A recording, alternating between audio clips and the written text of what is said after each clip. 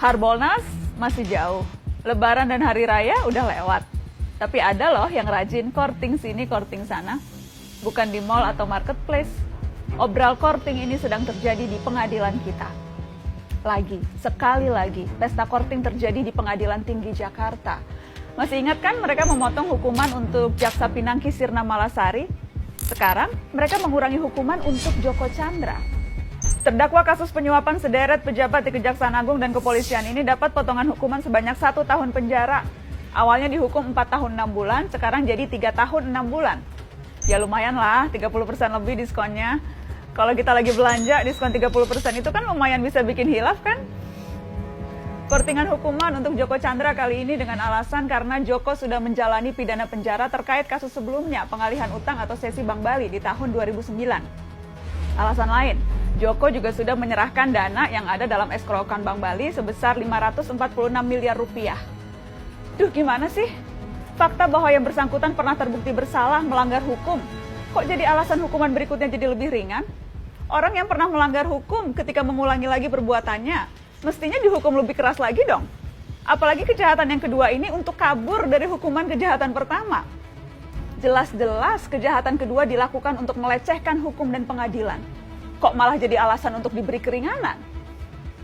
4 dari 5 hakim yang mengkorting hukuman Joko Chandra ini juga hakim yang memotong hukuman Jaksa Pinangki. Ladies and gentlemen, please welcome Muhammad Yusuf sebagai hakim ketua, Haryono, Singgih Budi Prakoso, dan Reni Halid sebagai hakim anggota. Keempatnya sama-sama mengkorting hukuman Pinangki dan Joko Chandra. Nah, kalau Joko Chandra dikorting 30%, Pinangki ini kortingannya malah 60%. Dari 10 tahun menjadi 4 tahun. 60% dong. Kurang hilaf apa lagi coba kalau kita belanja diskonnya segitu. Satu hal lagi juga terungkap. Pinangki hingga akhir Juli ternyata belum juga dipindah ke lapas, tapi masih ditahan di rutan Kejaksaan Agung. Alasannya, hanya soal administrasi dan kejaksaan sedang banyak pekerjaan. Tenaga harus dijaga karena masih pandemi. Jangan lupa, ada lagi yang barusan terima kemurahan hati juga. Juliari Batubara, mantan Menteri Sosial yang tersangkut kasus tilap menilap dana bansos. Ia dituntut 11 tahun penjara oleh jaksa dari KPK. Korupsi di tengah pandemi loh. Kurang buas apa lagi coba? Perlu digarisbawahi, jaksa yang menuntut 11 tahun itu dari KPK. Iya, KPK anak buahnya Pak Firly Bahuri. KPK yang sekarang itu, yang beberapa bulan lalu berani koar-koar soal hukuman mati mereka yang menilap uang rakyat di masa pandemi. Penegakan hukum ini soal bobot, soal ukuran, juga soal kepantasan. Yang pegang kendali memang hanya beberapa, tapi kita bisa menilai seberapa impas dan pantas. Akil Mohtar, Ketua Mahkamah Konstitusi yang tersangkut suap pemilu kada, bisa dituntut seumur hidup.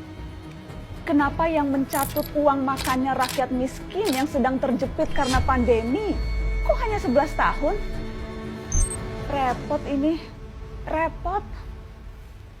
Tujuan sanksi yang berat adalah memberi efek jera, agar kita semua siapapun itu ngeri dengan hukumannya, agar siapapun jadi berpikir ratusan kali sebelum berbuat jahat. Kalau hukumannya ringan, tuntutannya enteng, dan masih dikorting sampai 60% begitu, siapa yang kapok? Di mana-mana flash sale itu, diskonan itu, untuk mengundang orang datang dan belanja. Korting hukuman korupsi ini kan jadinya kayak undangan ya. Undangan untuk yuk, belanja yuk. Tapi belanjanya pakai uang rakyat, uang kita-kita juga. Kita lagi yang nombok. Rakyat lagi yang harus urunan lewat pajak, urunan subsidi. Dan ini beneran loh.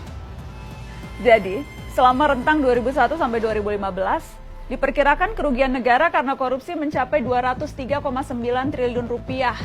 Namun total hukuman finansial yang diberikan kepada koruptor hanya 10,42% saja atau hanya 21,26 triliun rupiah.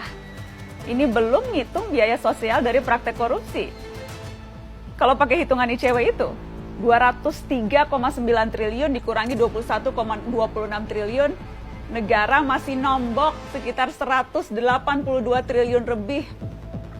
Siapa yang nombokin selisihnya? Ya siapa lagi selain kamu, saya, kita semua para pembayar pajak.